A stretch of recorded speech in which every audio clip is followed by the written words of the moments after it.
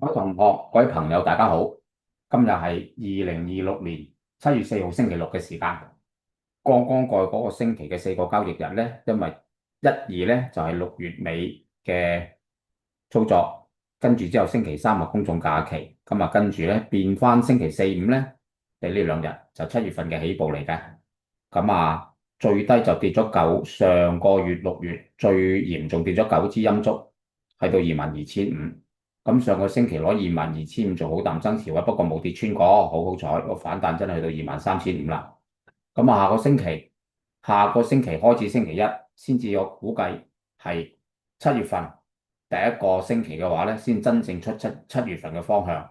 究竟第一個星期是好是淡呢？咁我哋循例都睇埋其他線索，再翻嚟睇我哋呢個恒生指數期貨。先睇美國三大指數，道指繼續向上，非常之強勢。咁啊，呢條251301，即係呢度個底未跌穿之前呢，仍然係反覆向上，非常利好。S&P 嗱就差啲啦，因為假期前嗰日做嗰個穿頭破腳，但係因為有3日假期，因為星期五晚美國都係假期，所以上個星期係得4個交易日。咁嘅話呢啲陰燭縮腳又唔做得準，咁啊睇翻下星期翻嚟究竟係穿底落嚟試呢啲支持位啊，定穿翻頂上喺阻力位嗰度，甚至更上一層樓啦。暫時就好淡增持 S&P。納指又反而支陰燭啊強啲，亦都係做咗穿頭破腳，不過未跌落啲支持位，支持位喺下邊呢一度。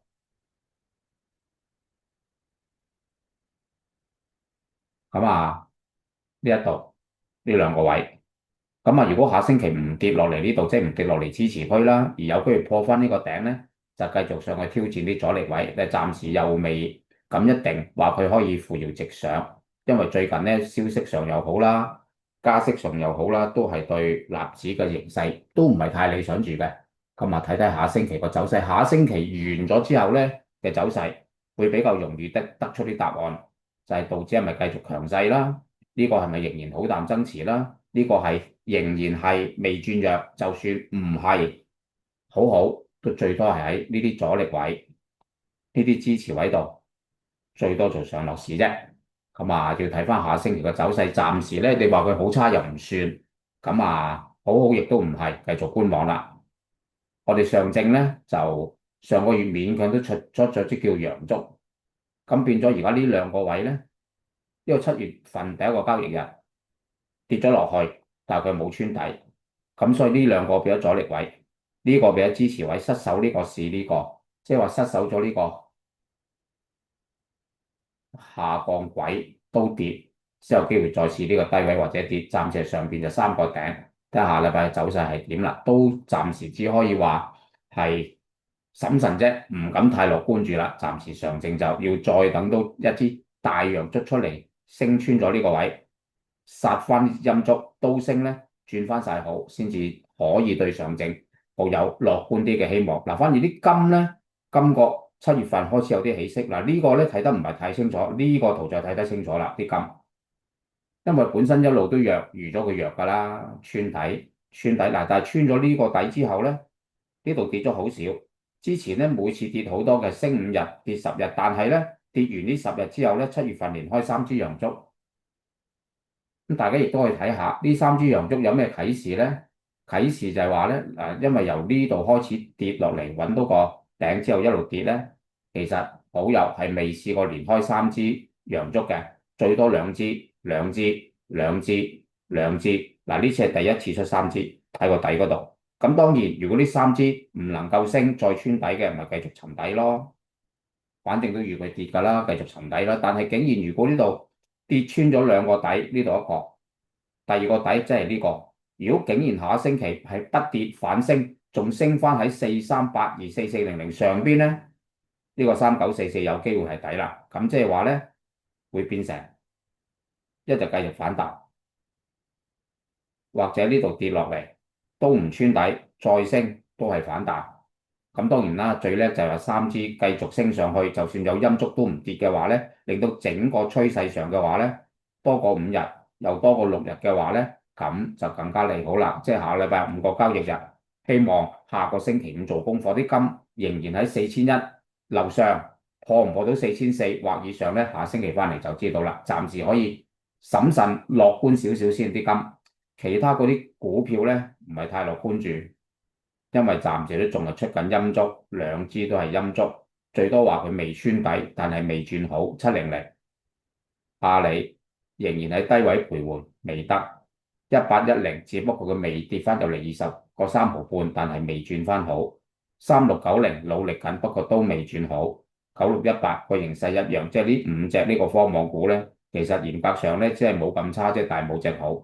388就勉強好啲，跌到嚟360未瓜，不過要入翻嚟379、380都升，先至有機會證實到呢個360係頂。所以下禮拜翻嚟呢，所有呢堆嘅股票呢，會唔會轉翻好啦？仍然係上落市呢，下星期就知道啦。仍然維持住最強勢嘅，仍然都係隻匯豐，收咗148蚊上邊，又係單天保至尊。所有啲股票到而家，之前又係咁，而家又係咁，得隻匯豐係最叻嘅啫。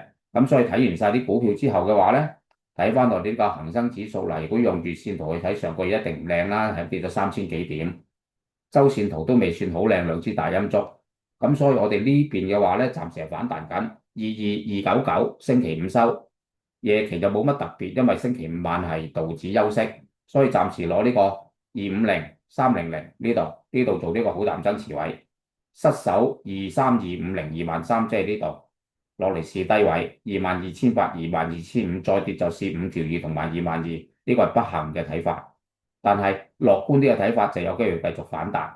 咁啊，升穿咗23500咧，去23800、24000、24000。不過呢堆三個藍線咧就好大阻力，24200、24300。所以呢段反彈如果能夠入到嚟23800到24000咧，已經俾啲好友，我已經會覺得啲好友非常有交代啦。因為呢度出咗9支陰燭，咁今次同大家探討下呢9支陰燭對後市嘅影響。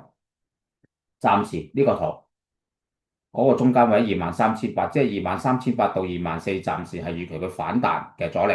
如果升穿23800、24000都升呢，先有機會上嚟試呢個25032。當然破到25032就更理想啦。不過過去嗰11年，即係有3次出現過超過9支陰燭嘅日線圖。第一次喺2011年9月，即係呢度。大概維持咗3-4個月之後，先至反彈，到最後嚟到呢度大升呢，都大概徘徊咗1年到啦。但係起碼佢跌落嚟都仲要3個月後，先至上翻嚟穿呢個頂嘅。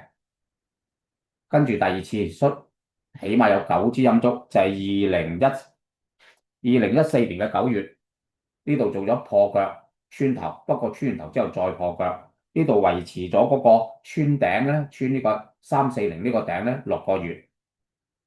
咁最近嗰次就係2020年嘅7月，就係呢度。嗱，呢度呢支9支陰燭咧跌得最細嘅，所以佢復原嘅情況咧就越快。不過快極嘅話咧，都大概要5個月、6個月先至穿頂，即係預佢起碼5-6個月。